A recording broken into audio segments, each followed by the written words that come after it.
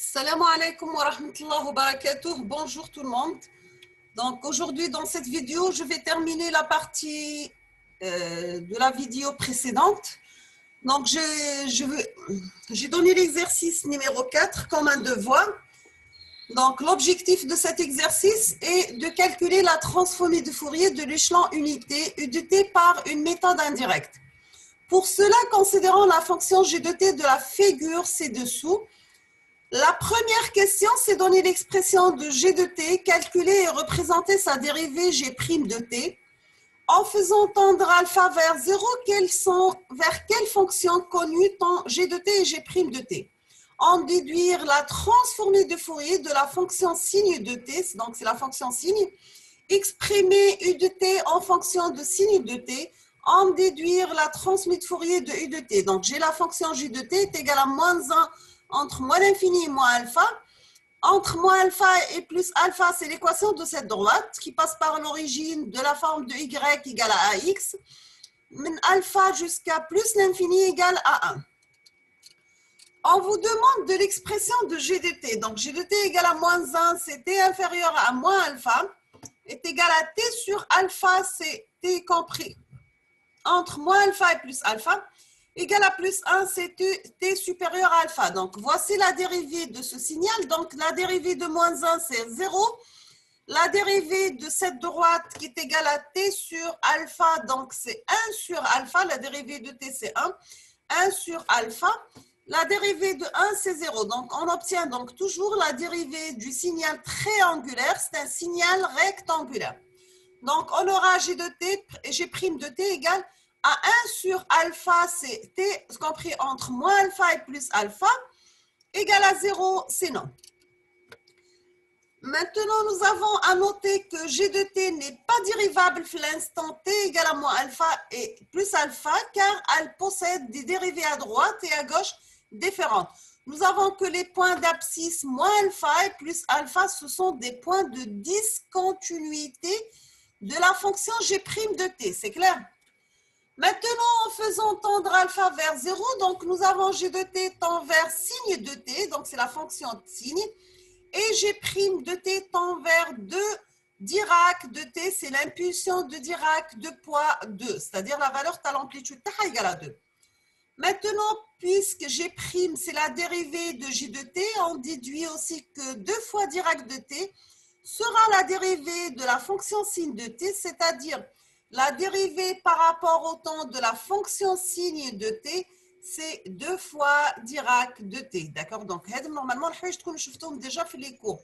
Pour les gens qui ne connaissent pas les cours, vous pouvez faire les vidéos, les playlists, soit pour les licences S4 ou bien pour les Master 1. Vous avez les différents cours pour le module traitement de signal. Maintenant, en appliquant la transformée de Fourier à cette égalité, en exploitant la propriété de dérivation, on aura la transformée de Fourier de la dérivée par rapport au temps de la fonction signe de t est égale à la transformée de Fourier de 2 fois Dirac de t, d'accord? Donc, la transformée de Fourier à la dérivée, c'est g de pi f, la transformée de signe, d'accord? C'est parmi les propriétés à la dérivée de la pulsion de la transformée de Fourier, pardon. Donc, la transformée de Fourier, tu as dit la fonction Dirac, c'est 1. Donc, tebqa égale à 2, c'est la constante. Donc, la transformée de Fourier, tu as la fonction de signe, c'est 1 sur GPF. Ou tarjou, في الcours, تلقاوها في tableau, tu as la propriété de la transformée de Fourier. Maintenant, on va voir l'expression de u de t en fonction de la fonction signe. Donc, nous savons que l'échelon, on peut la fonction sous forme de fonction signe, c'est 1 demi plus 1 demi signe de t. Et ça, la démonstration fait une série TD pour les S4. Donc, la transmise de Fourier, u de t, c'est la transmise de Fourier, 1 demi plus 1 demi, la transmise de Fourier, la fonction signe. La transmise de Fourier, 1 demi, c'est 1 demi Dirac de t. La transformée de Fourier à la fonction signe, c'est 1 sur g de pi f. D'accord? Donc, toujours que les rapidement, en détail dans d'autres vidéos. D'accord? Donc, je me le cache. Maintenant, on passe à l'exercice numéro 5. On considère un signal dans la transformée de Fourier, c'est y de f qui est égal à g fois 1 moins exponentielle g de pi f. Faire sa représentation spectrale, est-ce que ce signal est-il à énergie finie ou bien infinie, et justifié. Sachant que cosinus 2 alpha, on peut la mettre sous la forme de 1 moins 2 sinus carré alpha. Et sinus 2 alpha égale à 2 sinus alpha cosinus alpha, d'accord. Donc, on a y de f c'est g par 1 moins exponentielle g de pi ft. L'exponentielle, c'est cosinus de pi f plus g sinus de pi f. Autant qu'on dit madrob le signe moins. Maintenant, donc, on a moins cosinus moins g sinus. Donc, g par g, c'est g carré. G carré, c'est égal à moins 1. Donc, tu as les sinus de pi f. نخرجوا g comme facteur, تبقى 1 moins cosinus de pi f. Donc, là, حطيت لي la partie réelle وحدها ou la partie imaginaire وحدها. Le spectre d'amplitude, donc, on a toujours le module de y de f élevé au carré. C'est la partie réelle élevée au carré plus la partie imaginaire élevée au carré. Donc, c'est sinus carré, tous les sinus carrés de pi f, plus 1 moins cosinus carré, le tout au carré. On a 1a moins b, le tout carré, c'est a carré moins 2ab plus b carré. Donc, tout les c'est plus 1 moins 2 cosinus de pi f plus cosinus carré de pi f. D'accord? Donc, un des sinus carré plus cosinus carré, c'est 1. Donc, c'est 2 par 1 moins cosinus de pi f. C'est clair? نخرج 2 comme facteur باش نحاول نعوضها. هذه c'est cosinus 2 alpha. نرجع à l'exercice. C'est 1 moins 2 sinus carré alpha. D'accord? Donc, tous les 1 moins 2 sinus carré pf. À la fin, j'aurai la présimplification. On a نضرب 2 ونوزع ونsimplifie. راح تبقى y de f en valeur absolue élevée au carré, c'est 4 sinus carré pf. D'accord? Donc, j'aurai la valeur absolue de y de f, ou l'amplitude, c'est 2 fois la valeur absolue de sinus pf, et voici la représentation du spectre d'amplitude. D'accord? Donc, c'est un sinus, mais en valeur absolue, c'est-à-dire je garde que sa partie positive. Maintenant, on passe au spectre de phase. Donc, on arrive toujours que les phi de phi égale l'argument de y de f. Donc, l'argument, c'est l'arc tangente, la partie imaginaire divisée à la partie réelle.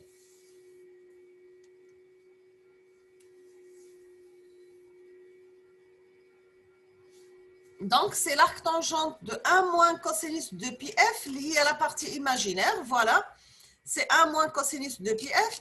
Alors, la partie réelle, il y a sinus de pi f. La partie réelle, c'est sinus de pi f. C'est clair? Donc, tu lis l'arc tangente de 1 moins 2 sinus carré pf sur 2 sinus pf cosinus pf. C'est clair? Donc, nous phi de phi, c'est l'arc tangente de, donc 1 moins 2 sinus, c'est tous les 1 moins 1, c'est trop. Le moins, c'est plus 2 sinus carré pf. Alors, 2 sinus pf cosinus pf. D'accord? Donc, tous les l'arc tangente de sinus, sinus simplifié à ma sinus, tu sinus le fou, donc tu les sinus pf sur cosinus pf. Donc, c'est l'arc tangente. Sinus à cosinus, c'est la fonction tangente. Donc, l'arc tangente à tangente de PF. Voici le spectre de phase. La forme, d'accord? Toujours pour tracer le spectre, on peut remplacer chaque valeur, le tableau avec sa valeur. Les valeurs, les fréquences, on joue la fonction phi de f. Qui m'a donné la série les qbel. Donc, ce développement est valable pour PF différente à Kpi, sachant que K appartient au nombre complexe. Donc, nous avons, lorsque PF égale à Kpi, il suffit de remarquer que la valeur absolue de Y de F égale à 0. Donc, il n'est pas nécessaire de connaître la phase dans ce cas. D'accord? Donc, quitte qu'on a la valeur absolue nulle, on n'a pas besoin de la phase. Maintenant, pour PF différent à Kpi, donc on aura la phase phi de F égale à PF pour PF compris entre 0 et pi, ou bien pour la fréquence compris entre 0 et 1. Ceci est du fait que la fonction tangente est périodique de période pi. Et on peut aussi remarquer que y de f est périodique de période égale à 1. Maintenant, nous avons que ce signal est à énergie infinie. En effet, d'après le théorème de Perceval, nous avons l'énergie du signal y, c'est l'intégrale entre moins l'infini à plus l'infini de y de t élevé au carré dt. D'accord? Donc, c'est l'intégrale entre moins l'infini à plus l'infini de y de f élevé au carré df. Donc, c'est le théorème de Perceval. On a le théorème de Perceval. Il dit la conservation d'énergie, c'est-à-dire la valeur de l'énergie dans le domaine temporel reste la même pour le domaine fréquentiel. Après calcul, on a plus l'infini. Donc, voilà, car la surface en dessous de la courbe de y de f élevé au carré est infinie. Donc, là, on a la représentation dans les spectres d'amplitude, là, d'accord? Ici.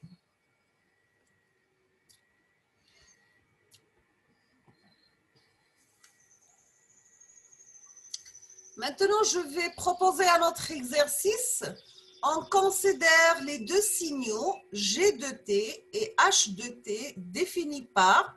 Donc, j'ai la fonction G de t qui est égale à la fonction échelon U de t, qui est égale à 1, c'était supérieur, ou égal à 0, égal à 0 ailleurs, voilà sinon.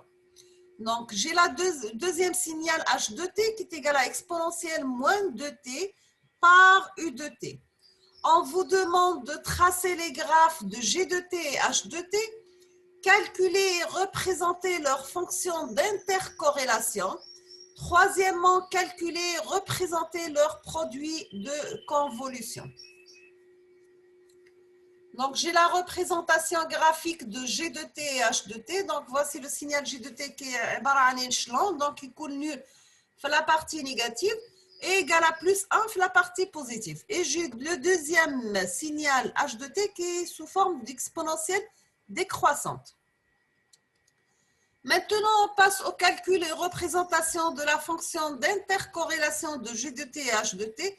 Donc, j'ai la fonction d'intercorrélation de G par H de taux est égale l'intégrale de moins l'infini à plus l'infini de G de t par H de t moins taux des taux.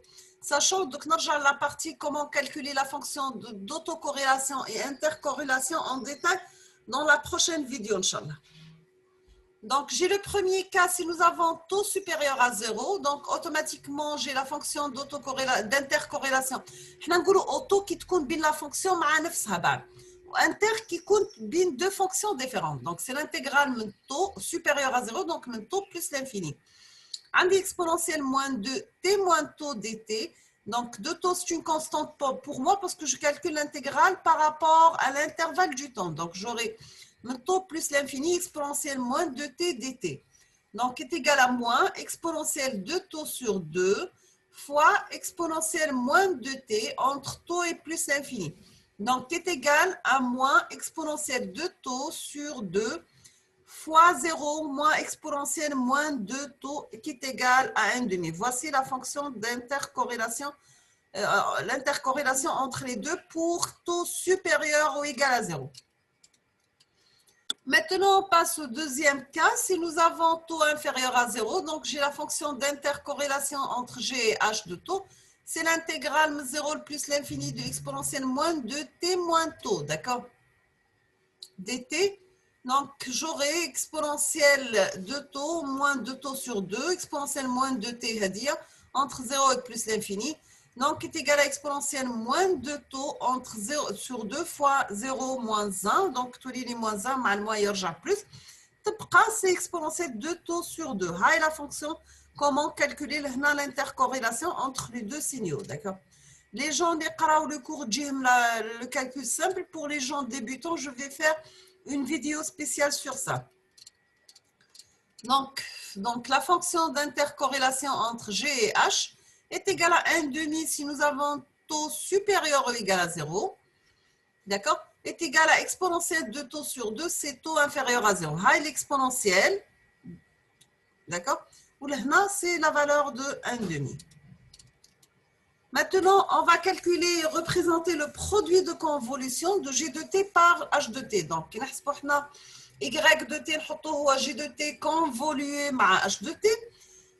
Par définition, la formule, c'est l'intégrale de moins l'infini à plus l'infini de G de taux par H de T moins taux des taux. D'accord? Donc, nous avons le premier cas T supérieur ou égal à 0. Donc, Y de T, c'est l'intégrale 0 le T exponentielle moins 2, T moins taux des taux, égale à exponentielle moins 2T entre 0 et T, exponentielle de taux des taux. D'accord? Et la fonction, comment calculer pour T supérieur ou égal à 0? Donc, j'aurai, après simplification, c'est exponentielle moins 2T sur 2 par exponentielle de taux entre 0 et T, qui est égal à exponentielle moins 2T sur 2 par exponentielle qui n'a de T, donc tous les 2T qui n'a de 0, exponentielle 0 c'est 1. Ou le moins t'agèle le borne d'intégrale inférieure. Donc tous les c'est 1 moins exponentielle 2T sur 2. D'accord? On a un exponentielle moins 2T, exponentielle plus 2T, c'est 1. Deuxième cas, on va voir, c'est pour T inférieur à 0. Donc, automatiquement, Y de T égale à 0. Donc, j'aurai la fonction de cette forme. Donc maintenant, ما كاينش تقاطع بين les deux. C'est pour ça خرجت لنا 0. D'accord? احنا وقتها ندرسوهم كيكون بيناتهم تقاطع entre المنحنيات في زوز. Donc لهنا automatiquement راح تخرج لي Y de T est égal à 1 moins exponentielle moins 2T sur 2, c'est taux est supérieur ou égal à 0, égal à 0 si nous avons taux inférieur à 0, et nous, on aura le graphe Y de T de cette forme.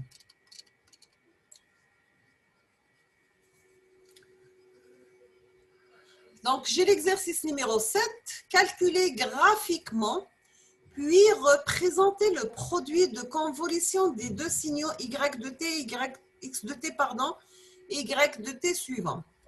Donc, nous avons pour X de T, c'est un signal sous forme d'une fonction porte, qui est égal à 0 pour T négatif, égal à 1 si nous avons T compris entre 0 et 2T et 0 ailleurs.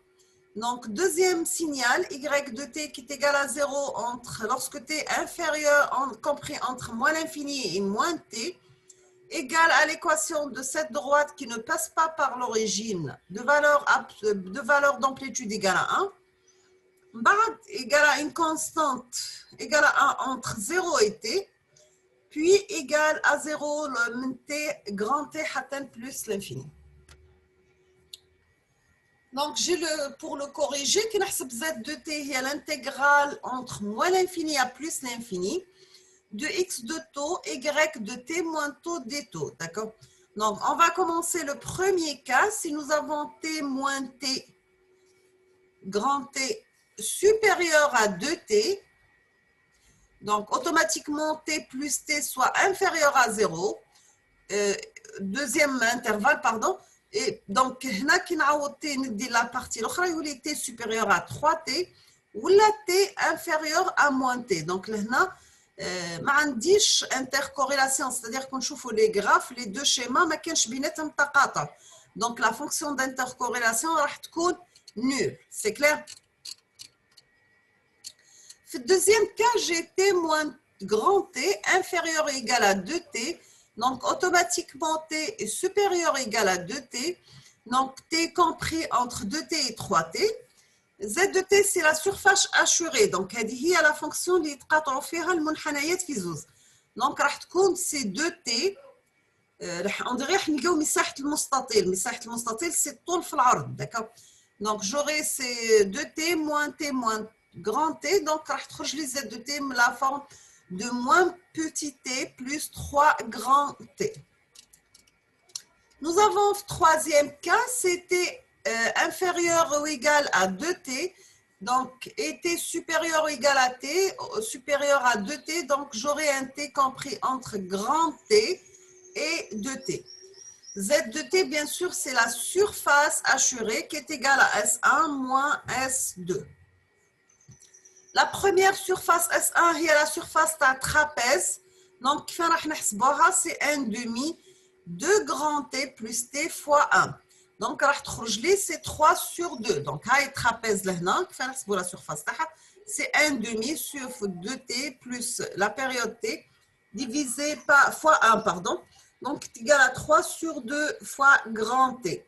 Deuxième surface, c'est la surface d'un triangle qui est égale à surface مساحة المثلث هي القاعدة في الارتفاع على 2. Donc, j'ai 1 demi de B fois H. Le B est T plus grand T moins 2T, donc c'est T moins grand T. La tangente de alpha, c'est H sur B, est égale à 1 sur T. Donc, je vais alpha parce que quand on a des deux équations, l'équation à la droite. D'accord? Je ne peux pas trouver l'équation à la droite avec deux inconnus avec une seule variable. Donc, à chaque fois, B sur T, B déjà, c'est T moins alpha ou T est T, on a. Donc, j'aurai S2, il y a 1 demi B fois H, il y a 1 demi B T moins H ou H T moins grand T, pardon, H c'est T moins grand T sur grand T. Donc, c'est T moins grand T élevé au carré sur 2T. Z de T, c'est 3 grand T sur 2, moins T moins grand T élevé au carré sur 2T. C'est clair? Je passe au troisième cas qui est un T moins grand T inférieur ou égal à 0. Donc, automatiquement, au deuxième intervalle, il y a T supérieur ou égal à 0. Donc, là, il y a un T compris entre 0 et grand T. Bien sûr, on a les gens les me fahmouch, نقدر ندير لهم نعاود لهم l'explication bien détaillée dans une vidéo à part, d'accord? Donc Z de T تكون la surface assurée هذه راح تكون مساحة المستطيل هذا زائد مساحة المثلث هذا. Donc c'est 1 demi de B grand B plus petit b. عندي petit h égale à 1, B égale à T et grand B égale à T plus H. Donc là, حطيت direct, j'ai pas fait les calculs, on fait les calculs. La même chose qui m'a donné la troisième cas اللي قبل.